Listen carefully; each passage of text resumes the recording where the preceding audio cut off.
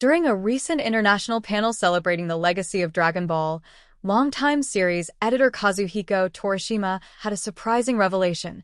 The creator behind Dragon Ball GT was sitting right beside him. The moment occurred mid-discussion as Torishima recounted how GT came to be in the mid-1990s, and the realization prompted a genuine outburst of recognition. "Oh, right, DBGT. That was you," Torishima exclaimed, directing the comment to character designer Katsuyoshi Nakatsuru. The comment drew laughter and applause from the audience as the two collaborators revisited the humble and somewhat chaotic beginnings of the divisive sequel series. The origins of Dragon Ball GT, a desperate measure to keep jobs alive. According to Torishima, Dragon Ball GT was born less from creative ambition and more out of economic necessity. When series creator Akira Toriyama concluded the original Dragon Ball manga in 1995, many believed the franchise had reached its natural end. But for those behind the scenes, shutting down the Dragon Ball machine posed a real problem. People would have lost their jobs, Torishima explained. He described the pressure to keep the franchise alive not for artistic reasons, but to avoid economic problems that would come with shutting down one of Japan's most profitable media juggernauts. With that in mind, he handed the reins to the animation department with the vaguest of directives: provide some characters and a simple plot, then simply make do with this.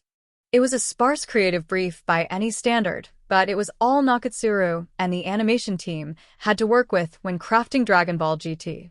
Nakatsuru, already a veteran of Dragon Ball and Dragon Ball Z's animation teams, suddenly found himself responsible for designing a sequel series nearly from scratch.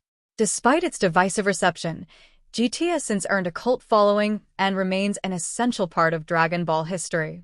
Dragon Ball's future after Toriyama? Uncertain, but not impossible. The panel's tone took a more somber turn when the conversation shifted to the future of Dragon Ball in the wake of Akira Toriyama's passing in 2024. When asked if Dragon Ball Super manga artist Toyotaro could carry the franchise forward without Toriyama's guidance, the artist was candid in his response.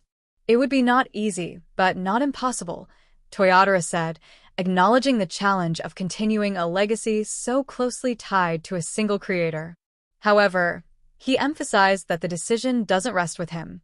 "You should ask Shueisha, Toei, and the company in charge of Toriyama's estate," he noted, referring to the rights holders who now control the direction of the iconic franchise. A full-circle moment at Japan Expo. For longtime Dragon Ball fans, the moment between Torishima and Nakatsuru was more than just a nostalgic callback. It was a rare behind-the-scenes glimpse at the human side of a global phenomenon. What started as a last-ditch effort to preserve jobs unexpectedly became a permanent chapter in the saga of Dragon Ball, reminding fans that even legendary stories can be born out of uncertainty. As the franchise prepares for an uncertain but hopeful future, the legacy of creators like Toriyama, Torishima, Nakatsuru, and Toyotaro remains at the heart of what continues to make Dragon Ball so enduring and so beloved.